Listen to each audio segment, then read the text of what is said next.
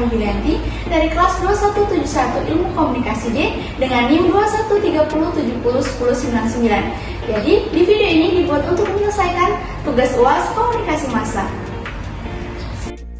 Nah, jadi kali ini aku bakal ngejelasin teori komunikasi massa. Nah, ada 4, ada teori penggunaan dan gratifikasi, teori kultivasi, kajian budaya, dan teori ekologi media. Nah, langsung aja ke materi yang pertama, yaitu teori penggunaan dan gratifikasi, Katz, Plummer, and Kuravitch. Teori penggunaan dan kepuasan atau Use and Gratification Theory disebut-sebut sebagai salah satu teori paling populer dalam studi komunikasi massa.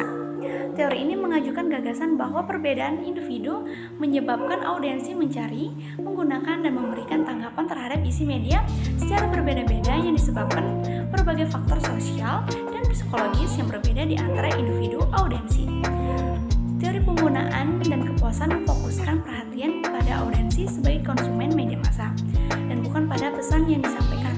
Teori ini menilai bahwa audiensi dalam menggunakan media berorientasi pada tujuan bersifat aktif sekaligus diskriminatif. Audiensi dinilai mengetahui kebutuhan mereka dan mengetahui serta bertanggung jawab terhadap pilihan media yang dapat memenuhi kebutuhan mereka tersebut. Teori penggunaan dan kepuasan menjelaskan mengenai kapan dan bagaimana audiensi sebagai konsumen media menjadi lebih aktif atau kurang aktif dalam menggunakan media dan akibat atau konsekuensi dari penggunaan media itu.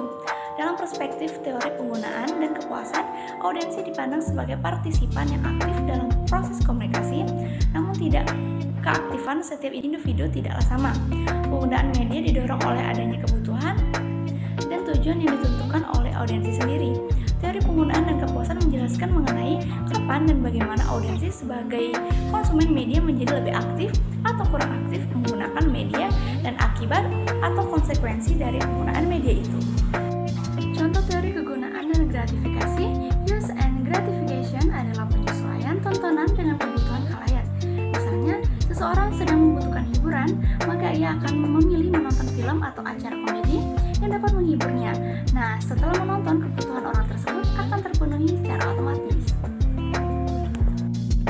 Nah, teori yang kedua yaitu teori kultivasi Gardner. Teori kultivasi atau teori pengembangan adalah suatu pendekatan yang dibangun oleh Profesor George Gardner. Ia memulai proyek penelitian mengenai indikator-indikator budaya pada pertengahan tahun 1960-an. Penelitian ini untuk mengkaji apakah dan bagaimana menonton televisi dapat mempengaruhi ide atau gagasan pemirsa mengenai dunia. Berdasarkan pendapat para peneliti, televisi adalah pendongeng utama di dalam masyarakat masa kini. Selain itu, televisi juga telah menjadi sumber utama sosialisasi bagi masyarakat. TV juga menampilkan sebuah mainstream atau pandangan yang seragam mengenai dunia saat ini. Selain itu, terdapat beberapa tema yang secara konsisten diangkat ke layar televisi, yaitu kekerasan, peran gender secara stereotip, dan berbagai macam program virtual lainnya.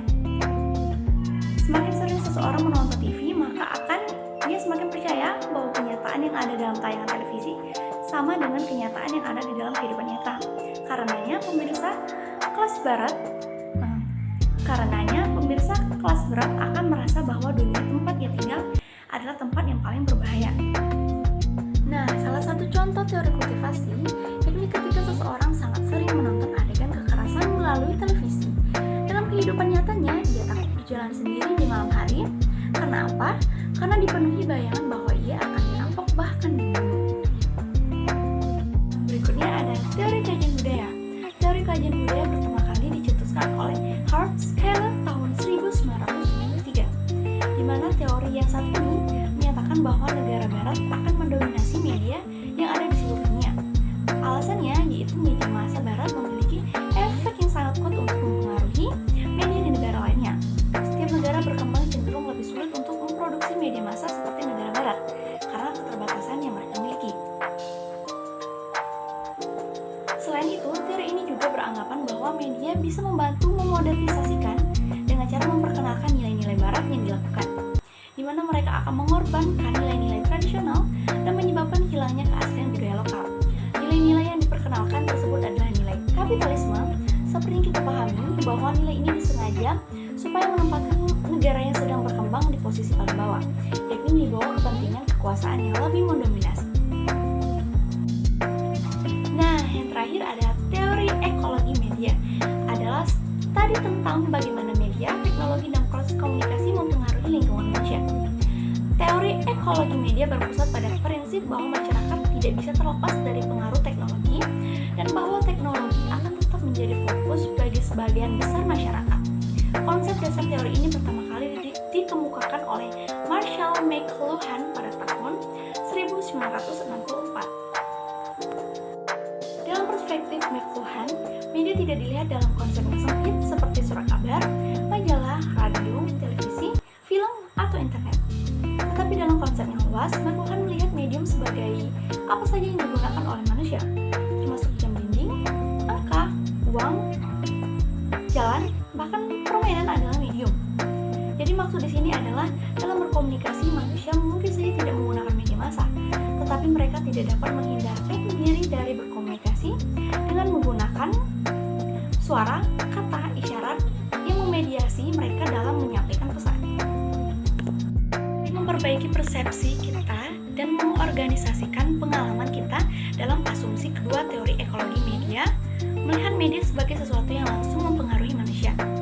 Cara manusia memberi penilaian, merasa, dan bereaksi cenderung dipengaruhi oleh media. Dalam asumsi ini, McLuhan menilai media cukup kuat dalam membentuk pandangan kita atas dunia. Itulah mengapa kita menyebutnya ekologi. Ekologi adalah ilmu yang mempelajari hubungan antara organisme dengan lingkungan. Media memperbaiki persepsi kita dan mengorganisasikan pengalaman kita dalam asumsi kedua teori ekologi media, melihat media sebagai sesuatu yang langsung mempengaruhi manusia. Cara manusia memberi penilaian, merasa, dan bereaksi cenderung dipengaruhi oleh media. Dalam asumsi ini, McLuhan menilai media cukup kuat dalam membentuk pandangan kita atas dunia. Itulah mengapa kita menyebutnya ekologi. Ekologi adalah ilmu yang mempelajari hubungan antara organisme dengan lingkungannya. Media akan terus berubah seiring dengan pertumbuhan dan dinamisme masyarakat. Akan terus berubah seiring dengan kebutuhan masyarakat. Dan sebaliknya, masyarakat pun berubah mengikuti perubahan media. Media menyatukan seluruh dunia. Dalam asumsi ketiga, teori ekologi media menyatakan bahwa setiap peristiwa atau hal yang dilakukan di belahan dunia lainnya dapat diketahui atau menjalar ke belahan dunia lain akibat dari hal tersebut. McLuhan menyebut manusia kemudian hidup di sebuah desa global village. Media seolah mengikat dunia menjadi sebuah kesatuan, sistem politik, ekonomi, sosial, dan budaya yang besar. Konsep global village berarti tidak akan ada lagi batasan antar belahan dunia untuk saling mengetahui kegiatan satu sama lain. Apa yang terjadi di belahan kutub utara, misalnya dalam hitungan persekian detik, akan mudah diketahui oleh masyarakat di belahan kutub selatan. Dengan adanya internet, kita mempermudah semua hal itu. Dengan menggunakan sosial media, memudahkan kita untuk berinteraksi dengan siapapun, dan dikarenakan sosial media memudahkan kita untuk berinteraksi dengan siapapun dan dimanapun. Dadah, terima kasih.